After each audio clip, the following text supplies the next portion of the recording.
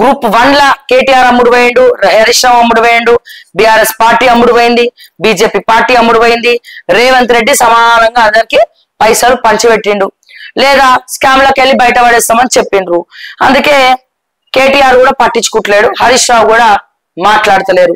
ఇక మా స్వంటోళ్ళం ముత్తుకుంగా ఎవరో ఒకరు అక్కడికి వచ్చి ఆ బీఆర్ఎస్ పార్టీ ఆఫీస్కి వచ్చి అక్కడ ఆ పార్టీ ఆఫీస్ లో కూర్చొని మైకు పట్టుకొని 2 ముచ్చట్లు గ్రూప్ 1 గురించి చెప్తున్నారు, పోతున్నారు. బట్ గల్లీ లీడర్లు మాట్లాడడం కరెక్ట్ కాదు కదా. ఎవరు మాట్లాడాలి? పార్టీ పెద్దలు ఎవరైతే ఉన్నారో వాళ్ళు మాట్లాడాలి.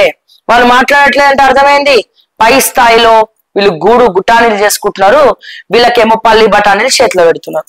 ఇది ప్రస్తుత తెలంగాణ పరిస్థితి. ఎవరో ఒకరు వస్తారు, మీరు చూస్తూ ఉండండి.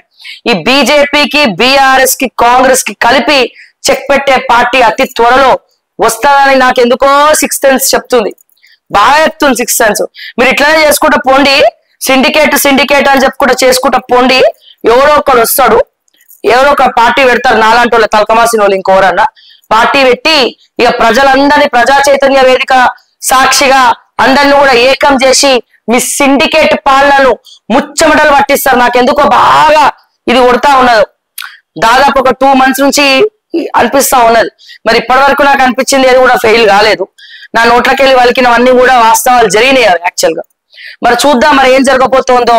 ఒకవేళ ప్రాంతీయ పార్టీ ఇంకోడన్నా పెడితే మరి బీఆర్ఎస్ పరిస్థితి ఏందో, మీరు ప్రజల పక్షాన లేకపోతే మీ బతుకులేందో మీరు ఒకసారి అర్థం చేసుకోవాలి.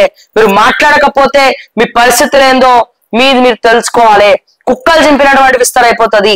ఇప్పటికే ఎవరు పార్టీ పగ్గాలు తీసుకుంటారా అని చెప్పి ఈగోలకు పోయేటువంటి పరిస్థితి వచ్చింది తెలంగాణలో, ముఖ్యంగా బీఆర్ఎస్ వర్గంలో కావచ్చు. ఇక ఎన్ని రోజులన్నీ మా పెద్ద ఆయన చూసుకుంటా ఉంటాడాన్ని అప్ప చెప్పాలి కదా ఎవరిది వాళ్ళకు. అక్కడ కూడా మన లిటిగేషన్లే వస్తా ఉన్నాయి. సో పెద్ద ఆయన స్ట్రాంగ్ ఉంటేనే మిగతా వాళ్ళు స్ట్రాంగ్ ఉంటట్టున్నారు. ఆయన కొంచెం నారాజు అయితే మిగతా వాళ్ళు నారాజుల పాటు తినుకుంటా కూర్చుంటున్నారు. అట్లా అయిపోయింది మీ పరిస్థితి. ఇక కాంగ్రెస్ విషయానికి వస్తే కదా ఎట్లాగో అయిపోయింది కదా, దాని గురించి మాట్లాడుకోవడం వేస్ట్, అధికార పార్టీ గురించి. అండ్ అట్లనే ఇక పోతే బీజేపీ, ఇక వాళ్ళు పెట్టిన కాలుకు కుందేలుకు ఇన్నే కాలు అన్నట్టు వాళ్ళ తీరైపోయింది. ఎవరు మాట్లాడు, గ్రౌండ్ లో ఉండడు, తిరగడు, ప్రజా సమస్యల గురించి పట్టించుకోడు, ఇష్టం వచ్చినట్టు వాళ్ళు చేసుకుంటున్నారు.